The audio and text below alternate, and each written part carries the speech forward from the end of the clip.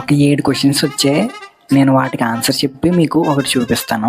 నా ఫాలోవర్స్ని music related problems అడిగాను. ఈరోజు వాటికి నేను ఆన్సర్ చెప్తున్నాను.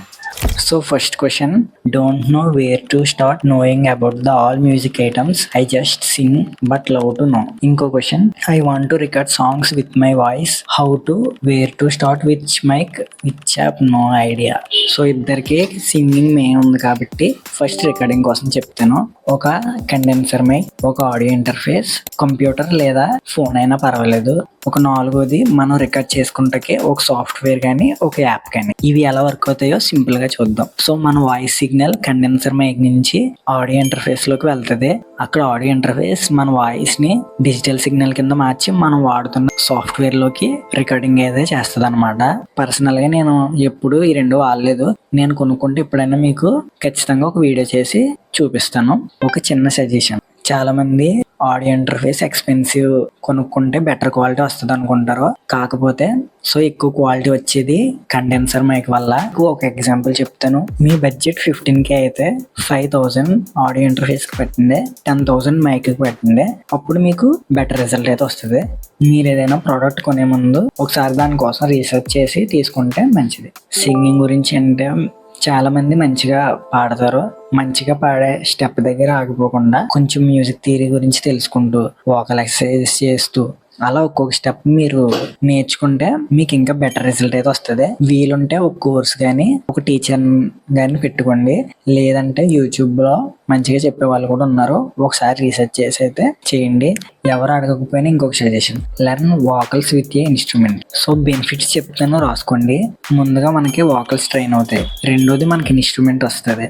మూడోది మ్యూజిక్ థియరీ మీద మంచి పట్టు వస్తుంది. నాలుగోది మన చెవులు అయితే మ్యూజిక్ కోసం పర్ఫెక్ట్ గా ట్రైన్ అయితే అవుతాయి. సో మీకు టైం చాలా సేవ్ అయితే అవుతుంది. ఇప్పుడు నెక్స్ట్ క్వశ్చన్ కి వెళ్దాం. How to record vocals in normal way in mobile. మన ఫోన్ లో డిఫాల్ట్ గా రికార్డింగ్ యాప్ అయితే ఉంటది, అది యూస్ చేయొచ్చు. అడ్వాన్స్ ఫీచర్స్ అయితే కావాలనుకుంటే నేను ఒక 3 యాప్స్ అయితే మీకు సజెస్ట్ చేస్తాను.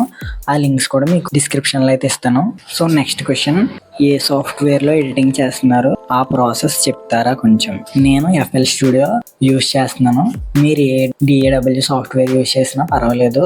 నేను ఆల్రెడీ బీట్ మేకింగ్ మీద ఒక వీడియో చేశాను, ఐ కార్డ్ లో కూడా ఇస్తాను, మీరు ఒకసారి అయితే చెక్ చేయండి. Which config laptop should I use. నేనేమి మీకు రికమెండ్ చేస్తలేదు, నేను వాడుతుంది మీకు చూపిస్తున్నాను. సో 6వ క్వశ్చన్ ఏంటంటే, how to make noise cancellation in FL Studio.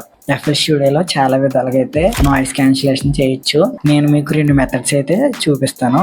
So మన రికార్డింగ్ కంప్లీట్ అయిన తర్వాత ఇక్కడ డబుల్ క్లిక్ చేసి లెఫ్ట్ క్లిక్ ఇస్తే ఎడిట్ ఇన్ ఆడియో ఎడిటర్ అని ఉంటుంది కదా, కంట్రోల్ E నొక్కన వస్తుంది. ఎడిట్ ఇన్ ఆడియో ఎడిటర్ అని క్లిక్ చేయండి. మీకు ఎడిషన్ అయితే ఓపెన్ అవుతుంది. సో ఇక్కడ మీకు ఎక్కడ నాయిస్ అనుకుంటున్నారో ఇది సెలెక్ట్ చేసుకొని ఇక్కడ బ్రష్ అన్న టూల్ అయితే కనబడుతుంది మీకు, అది క్లిక్ చేసిన తర్వాత ఇక్కడ అక్యూర్ నాయిస్ ప్రొఫైల్ అని ఉంది కదా, అదైతే క్లిక్ చేయండి. కంట్రోల్ A నొక్కి ఇక్కడ మళ్ళీ బ్రష్ సింబల్ నొక్కి యాక్సెప్ట్ అయితే కొట్టండి. చూడండి కొంచెం నీట్గా అయితే అయింది ఇక్కడ. సో నాయిస్ అంతా అయితే రిమూవ్ అయిపోయింది. దీన్ని మీరు డ్రాగ్ అండ్ డ్రాప్ అయితే చేసుకోవచ్చు. ఇక్కడ నాయిస్ ఉంది, ఇక్కడ నాయిస్ లేదు. సో క్లీన్గా అయితే వచ్చేస్తుంది. సో ఇంకోటి లైవ్లో కూడా చేయొచ్చు. సో మీరు లైవ్లో చేసేటప్పుడు ఫ్రూట్ లిమిటర్ యాడ్ చేసుకొని ఇక్కడ నాయిస్ గేట్ అని ఉంది కదా, ఇక్కడ వీటిని అయితే యూజ్ చేయండి మీరు. అప్పుడు మీకు నాయిస్ అయితే కొంచెం క్యాన్సిలేషన్ అయితే వస్తుంది ఆటోమేటిక్గానే. సో ఇంకో క్వశ్చన్, ఎలా యూజ్ చేయాలని కామెంట్ అయితే వచ్చింది. ఇది నేను ఇంక్లూడ్ చేసి చెప్తాను అన్నాను కాబట్టి వీడియోలో మళ్ళీ ఇంకొకసారి ఎక్స్ప్లెయిన్ చేస్తున్నాను.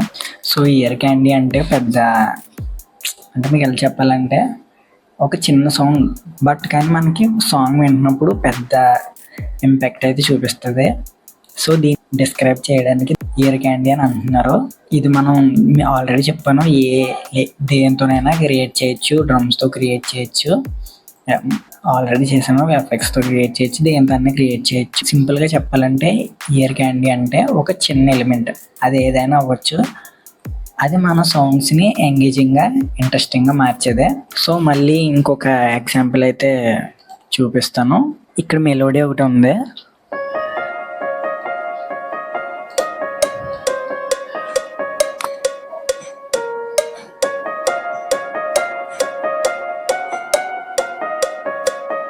సో దీనికి నేను ఒక చిన్న బెల్ సౌండ్లో అయితే యాడ్ చేశాను.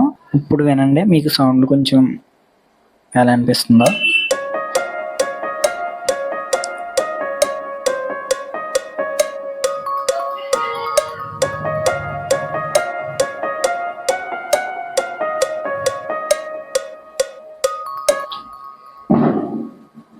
సో ఈ ఎగ్జాంపుల్తో మీకు కొంచెం అర్థమయ్యే ఉంటుంది అనుకుంటా.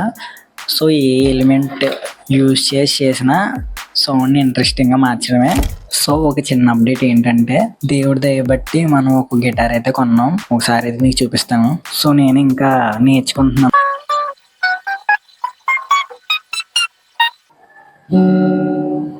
సో కొని ఇంకా 2 రోజులు అవుతుంది. నేను ఇంకా బెటర్ ప్రాక్టీస్ అయితే చేయాలి దీని మీద. నెక్స్ట్ వీడియో నేను బీట్ మేకింగ్ వీడియో చేయడానికి ట్రై చేస్తాను. మళ్ళీ నెక్స్ట్ వీడియోలో కలుసుకుందాం. అంతవరకు సెలవు.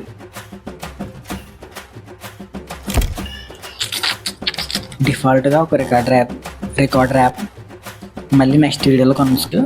So simple.